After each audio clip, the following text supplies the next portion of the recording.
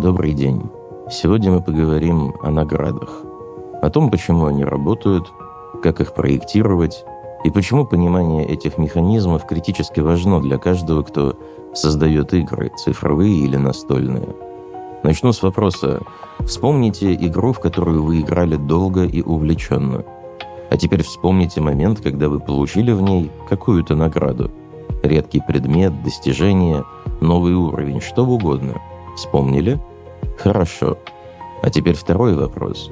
Помните ли вы 10-ю такую награду? 20-ю? 100-ю? Скорее всего, нет.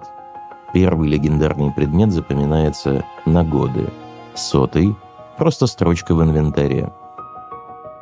Это не случайность и не ваша личная особенность, это фундаментальное свойство того, как работает человеческий мозг. И если вы проектируете системы наград, не понимая этого свойства, вы строите дом на песке. Есть популярное представление о наградах, которое звучит примерно так. Награда – это что-то приятное. Мозг любит приятное, поэтому если давать награды, люди будут делать то, за что их награждают. Просто, логично и почти полностью неверно. Реальность намного сложнее и намного интересней. Система вознаграждения в мозге – это не примитивный механизм «получил печеньку, стал счастливым». Это изощренная вычислительная система, которая занимается предсказаниями, сравнениями и обучением. И она эволюционировала миллионы лет не для того, чтобы делать нас счастливыми, а для того, чтобы мы выживали и эффективно обучались. Сегодня мы разберем, как на самом деле работает эта система, почему дофамин не гормон удовольствия, почему одни награды затягивают, а другие быстро надоедают, и как применить это знание в геймдизайне. Начнем с развенчания одного из самых живучих мифов в популярной психологии. Вы наверняка слышали фразу «дофамин – гормон удовольствия» или «дофамин – гормон счастья». Это повторяют в статьях, книгах, даже в научно-популярных фильмах. И это неправда. Точнее, это опасное упрощение, которое мешает понять, что на самом деле происходит. Дофамин – это нейромедиатор, который играет ключевую роль в системе вознаграждения мозга. Но он не вызывает удовольствия. Удовольствие – это работа других систем, в первую очередь опиоидной и эндоканнабиоидной. Дофамин занимается другим делом, он сигнализирует о том, насколько реальность отличается от ожиданий. Это открытие сделал нейробиолог Вольфрам Шульц в 90-х годах, и оно перевернуло понимание того, как работает мотивация. За эту работу Шульц получил премию «Мозг» в 2017 году, одну из самых престижных наград в нейронауке. Шульц проводил эксперименты на макаках-резусах. Схема была простой, обезьяне показывали световой сигнал, а через несколько секунд давали каплю сока. Шульц записывал активность дофаминовых нейронов на каждом этапе с помощью микроэлектродов, имплантированных в вентральную тегментальную область, ключевой центр дофаминовой системы. И вот что он обнаружил. Когда обезьяна впервые получала сок, неожиданно, без предупреждения, дофаминовые нейроны активно срабатывали. Это логично. Это вписывается в теорию «дофамин равно удовольствие». Но дальше начиналось интересное. Когда обезьяна выучивала связь между сигналом и соком, картина менялась радикально. Дофаминовые нейроны начинали срабатывать не на сок, а на сигнал. На предсказание награды, а не на саму награду. А в момент получения сока, того самого, который раньше вызывал всплеск дофамина, активность нейронов была нулевой. Подумайте об этом. Обезьяна получает сок. Сок такой же сладкий, как раньше. Удовольствие от вкуса никуда не делось. Но дофамин молчит. То, что обнаружил Шульц, называется ошибка предсказания награды. Дофамин сигнализирует о разнице между тем, что мы ожидали получить, и тем, что получили на самом деле. Эта концепция стала основой для целого направления в вычислительной нейронауке и машинном обучении. Если реальность лучше ожиданий – всплеск дофамина. Если реальность соответствует ожиданиям, дофамин молчит. Если реальность хуже ожиданий, уровень дофамина падает ниже базового. Это объясняет огромное количество феноменов, которые иначе кажутся парадоксальными. Почему первая победа в игре вызывает восторг, а 100-я – равнодушие? Потому что первая победа – неожиданность, положительная ошибка предсказания, а 100-я – ожидаемый результат. Ошибка предсказания равна нулю. Почему неожиданный подарок радует больше, чем тот, о котором вы просили? Положительная ошибка предсказания против нулевой. Интересно, что этот же принцип используется в алгоритме TD Learning, который лежит в основе многих систем искусственного интеллекта, включая AlphaGo. Зачем мозгу такая система? Какой в ней эволюционный смысл? Дофамин – это не система удовольствия, это система обучения. Его задача – помочь организму понять, какие действия ведут к хорошим результатам, а какие нет. В нейронауке это называется reinforcement learning – обучение с подкреплением. Когда происходит что-то лучше ожидаемого, всплеск дофамина говорит мозгу «запомни, что ты только что сделал. Это сработало лучше, чем ты думал, делай так снова». Когда происходит что-то хуже ожидаемого, падение дофамина говорит «то, что ты сделал, не работает, ищи другой путь». Когда реальность соответствует ожиданиям, учиться нечему. Твоя модель мира верна, менять ничего не нужно, поэтому дофамин молчит. Это блестящий механизм, но у него есть следствие, критически важное для понимания наград. Система адаптируется. Она постоянно обновляет ожидания на основе опыта. То, что вчера было сюрпризом, сегодня становится нормой. То, что сегодня вызывает всплеск дофамина, завтра станет базовой линией ожидания. Для геймдизайнеров это означает, нельзя просто давать награды. Нужно управлять ожиданиями. Это приводит нас к феномену, который психологи называют гедонистической адаптацией. Иногда его еще называют гедонистическая беговая дорожка.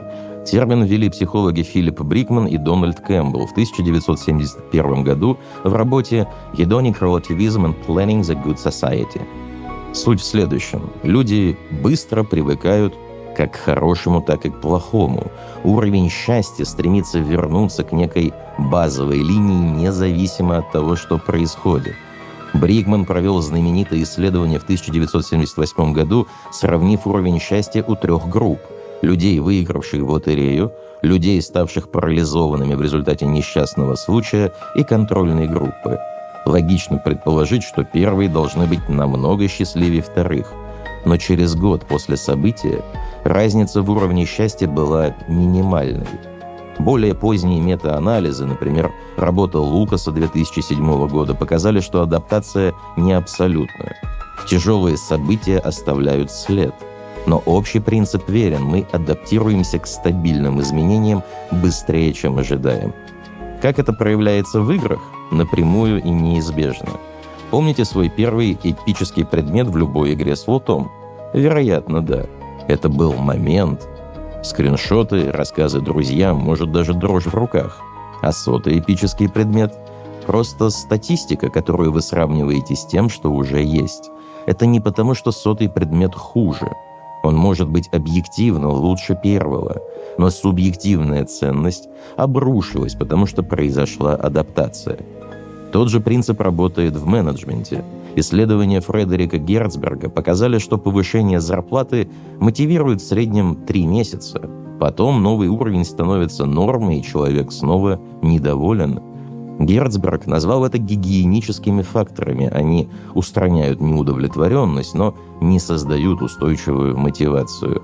Дэн Ариэли в книге «Предсказуемая иррациональность» описывает эксперименты, где бонусы и премии теряли мотивирующую силу, как только становились ожидаемыми. Неожиданный бонус в $100 мотивировал сильнее, чем ожидаемый в 500. Но есть хорошая новость. Не все подвержено адаптации в равной степени. Исследования позитивной психологии дают нам карту того, что работает долгосрочно. Мартин Селигман в модели PERMA выделил 5 источников устойчивого благополучия – Positive Emotions, Engagement, Relationships, Meaning и Achievement. Из них материальные приобретения вообще не в списке. Исследования Томаса Гиловича из Корнуэлла показали, опыт и вовлечение адаптируются медленнее, чем вещи. Путешествия, концерты, интересная сессия в настольной ролевой игре – эти воспоминания сохраняют эмоциональную ценность дольше, чем новый гаджет. Социальные связи – один из самых стабильных предикторов счастья. Гарвардское исследование развития взрослых, которое длится уже более 80 лет, показывает, качество отношений важнее богатства, славы или достижений. Прогресс в мастерстве почти не адаптируется. Михай Чиксент-Михай в теории потока показал, что состояние глубокой вовлеченности в сложную деятельность, состояние потока, остается источником удовлетворения независимо от повторений. Для дизайна это означает, если хотите создать долгосрочную вовлеченность, опирайтесь на то, что не адаптируется. Теперь давайте посмотрим на классические исследования, которые лежат в основе большинства игровых систем наград. Беррес Фредерик Скиннер, американский психолог-бихевиорист в середине 20 века, провел серию экспериментов с животными, изучая, как различные схемы вознаграждения влияют на поведение. Его работа 1938 года «The Behavior of Organisms» заложила основы оперантного обусловливания. Скиннер сажал крысу или голубя в специальную камеру, ее назвали оперантная камера или ящик Скиннера. В камере был рычаг или кнопка, нажатие на которую могло приводить к выдаче еды. Скиннер варьировал правила. Иногда еда выдавалась за каждое нажатие, иногда за каждое десятое, иногда через определенное время, а иногда случайным образом. Он обнаружил, что разные схемы порождают радикально разное поведение.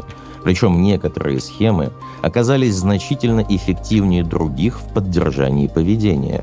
Эти открытия применимы далеко за пределами лаборатории, в образовании, в управлении персоналом, в геймификации бизнес-процессов и, конечно, в геймдизайне. Скиннер выделил 4 основных режима подкрепления, каждый имеет свой паттерн поведения и свои области применения. Первый – фиксированное соотношение. Награда выдается за каждое n-ное действие. Нажми 10 раз – получи еду. В играх это «убей 10 монстров, получи награду». В образовании реши 10 задач, получи звездочку. В продажах заключи 5 сделок, получи бонус. Второй – фиксированный интервал. Награда выдается через определенное время, независимо от действий. В играх это ежедневные награды, таймеры восстановления энергии, в работе это ежемесячная зарплата и квартальные премии. Третий – вариативное соотношение. Награда выдается за случайное количество действий, иногда после 5 нажатий, иногда после 50. В играх это шанс выпадения редкого предмета, лутбоксы, в азартных играх – игровые автоматы и лотереи. Четвертый – вариативный интервал. Награда выдается через случайные промежутки времени. В играх это случайные мировые события.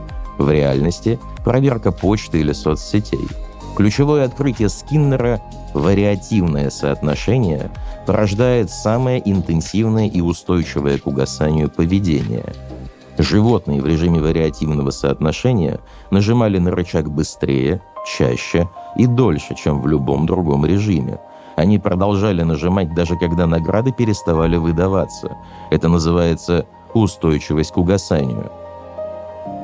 Почему? Вернемся к дофамину и ошибке предсказания. В режиме фиксированного соотношения мозг быстро выучивает паттерн. 10 нажатий – награда. Предсказание точное, ошибка нулевая, дофамин молчит между наградами.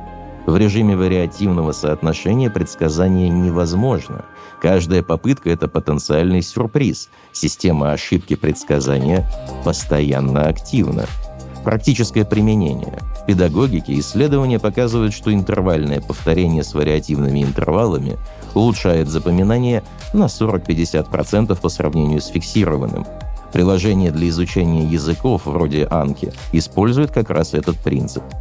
В геймификации корпоративного обучения вариативные награды за прохождение модулей показывают лучшую вовлеченность, чем фиксированные, по данным исследований компании Badgeville. Есть еще один психологический эффект, который усиливает воздействие вариативных наград. Эффект «почти выиграл» – Near Miss Effect. Его подробно описали исследователи Рид, Клеммер и Хаберсток в контексте азартных игр. Исследования с использованием МРТ показывают, что почти победа активирует систему вознаграждения почти так же сильно, как настоящая победа. Вентральный сриатум, ключевая область системы вознаграждения, реагирует на near miss с интенсивностью около 70-80% от реальной победы. Рационально это абсурд. Почти победа – это все еще поражение. Вы не получили награду. Но мозг воспринимает это иначе. Я был так близко, значит, я на правильном пути. Для геймдизайнеров это важный инструмент. В настольных ролевых играх бросок кубика, которому не хватило одного пункта, создает более драматичный момент, чем явный провал. В видеоиграх индикаторы здоровья босса, показывающие, как близко вы были к победе. В педагогике исследования Кэрол Дуэк о growth mindset показывают, что фокус на «почти получилось» вместо «не получилось» значительно улучшает мотивацию к обучению. Все, что мы обсуждали до сих пор, может создать впечатление, что награда – это мощный и простой инструмент. Нужно просто правильно их настроить, но здесь есть подвох, который меняет все. В 1973 году психологи Марк Леппер, Дэвид Грин и Ричард Нисбет провели эксперимент, результаты которого опубликовали в статье «Undermining Children's Intrinsic Interest with Extrinsic Reward». Они назвали открытый феномен эффектом сверхоправдания – over-justification effect. Они взяли детей из детского сада, которые любили рисовать, не потому что их заставляли, а просто потому что им нравилось. Внутренняя мотивация. Детей разделили на 3 группы. Первой группе сказали, если нарисуете картинку, получите награду. Красивый сертификат. Второй группе дали такой же сертификат неожиданно после рисования. Третья группа рисовала без всяких наград. Через 2 недели исследователи наблюдали за детьми в свободное время, когда никаких наград не было. Дети из первой группы, те, которым обещали награду, рисовали на 40% меньше, чем до эксперимента. Их внутренняя мотивация упала. Что произошло? Как награда, положительный стимул, может уменьшить желание что-то делать? Объяснение дала теория когнитивной оценки, разработанная Эдвардом Десси. Когда ребенок рисует просто так, он интерпретирует свое поведение как «я рисую, потому что мне это нравится».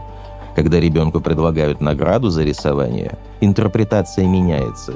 «Я рисую, чтобы получить награду». Внешняя награда становится объяснением поведения, а когда она исчезает, исчезает и причина рисовать.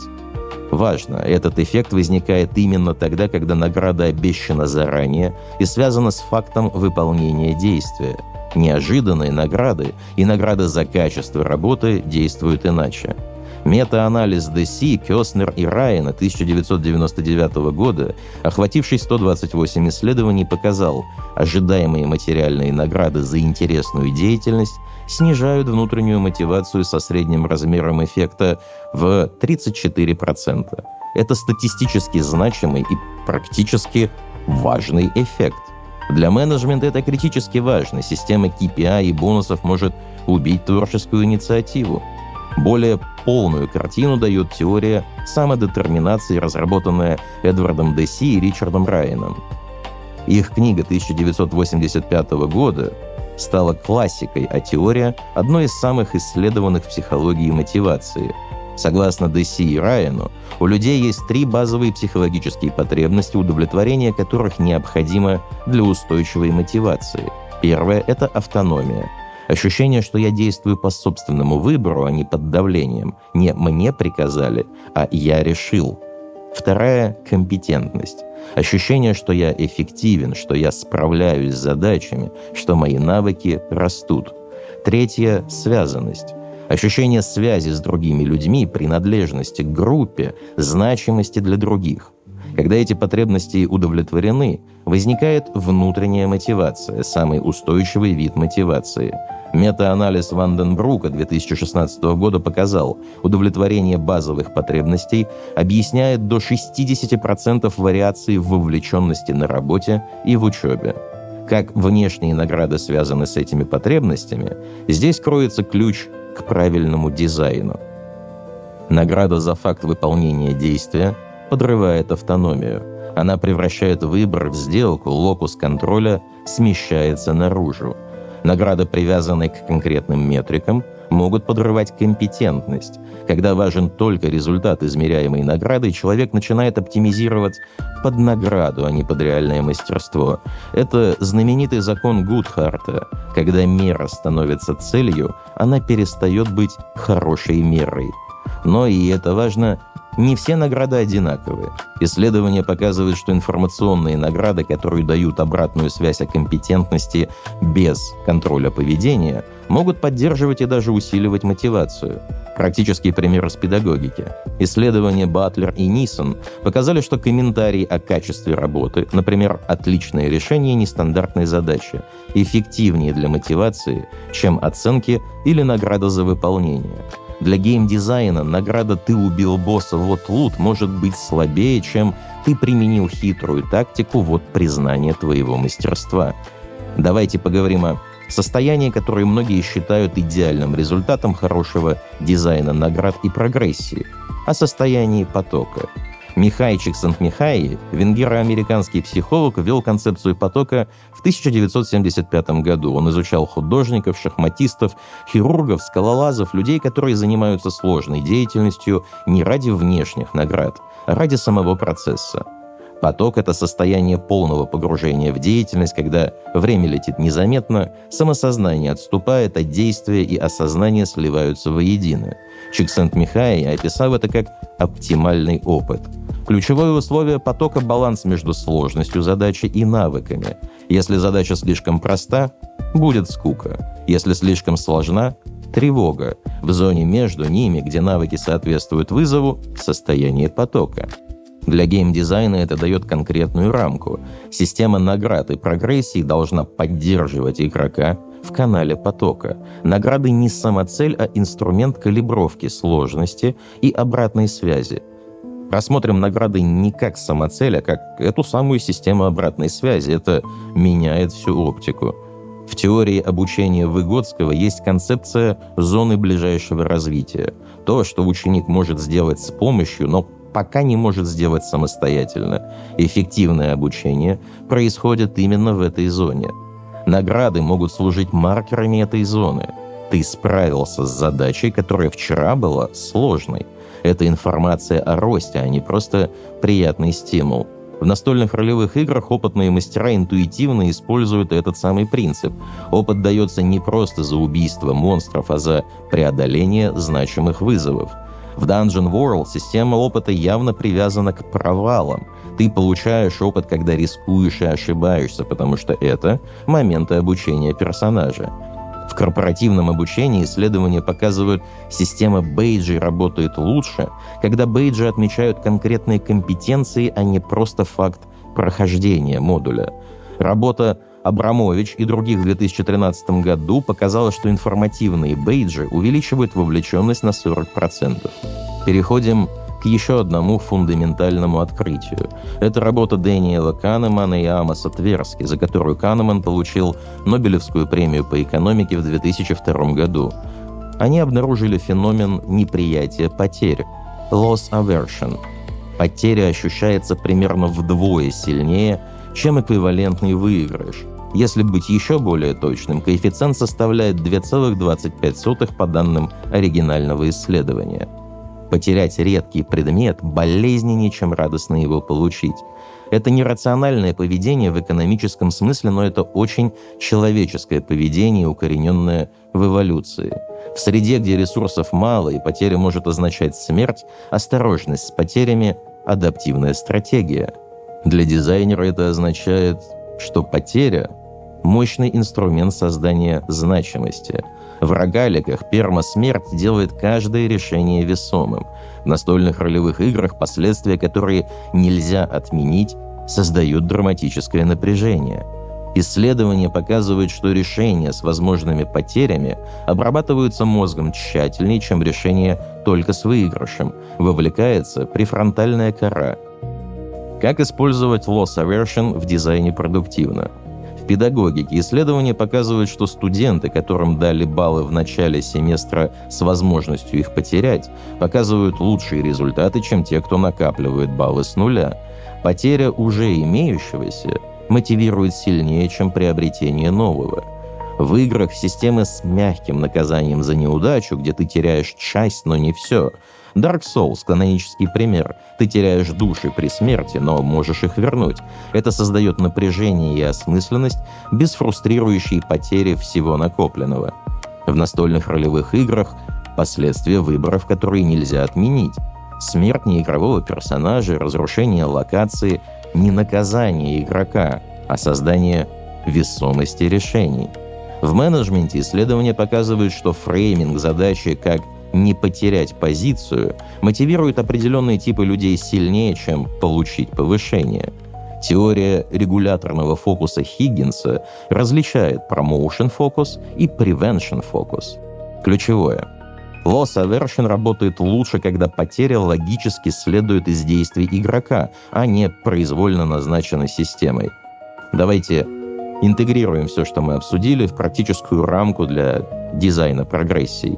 Исследования Андерс Эриксона Deliberate Practice показывают, мастерство развивается не просто через повторение, а через целенаправленную практику на границе текущих способностей с немедленной обратной связью.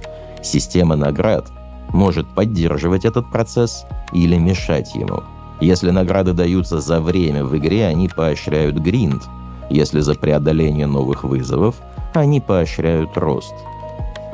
В настольных ролевых играх старой школы опыт давался за золото, что поощряло определенный стиль игры. Современные системы часто дают опыт за майлстоуны, достижение значимых сюжетных точек. Это разные сообщения о том, что представляет ценность. Исследования игровой индустрии показывают интересный паттерн. Игры с системами прогрессии, построенными на маркерах мастерства, достижения, титулы, косметические награды за сложные челленджи показывают лучший долгосрочный ретеншн, чем игры с чисто числовой прогрессией. Ник Йи в своих исследованиях мотивации игроков выделил Mastery как одну из ключевых мотиваций, и она не удовлетворяется просто ростом цифр. Теория социального сравнения Леона Фестингера показывает, люди оценивают себя в сравнении с другими. Награды, которые видны другим, работают иначе, чем приватные. Публичное признание удовлетворяет потребность в связанности, но может создавать нездоровую конкуренцию. Исследования геймификации в образовании показывают смешанные результаты публичных лидербордов. Работа Домингес и коллег 2013 года показала, топовые студенты мотивируются лидербордами, но студенты в нижней части, наоборот, демотивируются. Эффект зависит от позиции в рейтинге.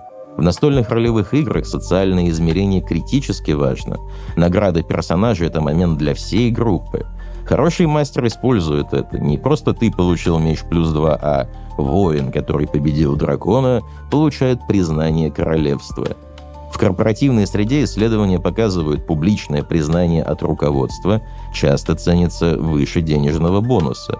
Работа Брауна 2011 года «Нематериальное признание» увеличивало производительность на 12% без финансовых затрат. Давайте сформулируем практические принципы, которые следуют из всего, что мы обсудили. Первый. Предсказуемость мощнее размера. Маленькая неожиданная награда вызывает больший дофаминовый ответ, чем большая, но ожидаемая. Не наращивайте размер наград бесконечно. Это гонка, которую невозможно выиграть из-за адаптации. Работайте с вариативностью. Второй. Награда за преодоление, а не за присутствие. Награды, привязанные к качеству и сложности, поддерживают компетентность. Награды за пустое присутствие или тривиальные действия подрывают. Сообщение «ты справился с вызовом» сильнее сообщения «ты потратил время». Третий. Опирайтесь на то, что не адаптируется. Мастерство, социальные связи, интересный опыт – более устойчивые источники вовлеченности, чем материальные награды. Четвертый. Награда как обратная связь. Лучшие награды информируют о прогрессе и компетентности, они просто доставляют удовольствие. Они отвечают на вопрос «как я вырос», а не «что я получил». Пятый. Учитывайте социальный контекст. Кто видит награду? Какое сравнение она провоцирует? Как она влияет на групповую динамику? И последнее, что я хотел бы добавить. Система вознаграждения эволюционировала миллионы лет, чтобы помогать нашим предкам выживать и учиться. Она учила их, что работает, а что нет. Она мотивировала исследовать, рисковать, искать новое. Это элегантная система с важной функцией. Мы, как создатели игр, цифровых и настольных, как педагоги, как менеджеры, как мастера, получили доступ к пониманию этой системы, и это дает нам инструменты, которых не было у предыдущих поколений. Используйте это знание, чтобы создавать опыт, который помогает людям расти, учиться, осваивать новое, чувствовать себя компетентными и связанными с другими. Создавайте системы, которые поддерживают поток, а не просто генерируют дофаминовые всплески. Системы, которые отмечают реальный прогресс, а не просто потраченное время. Системы, которые делают сложные вызовы привлекательными, а не пугающими. Это трудная задача. Но, возможно, что-то из того, о чем мы сегодня говорили, даст вам ключи для ее решения.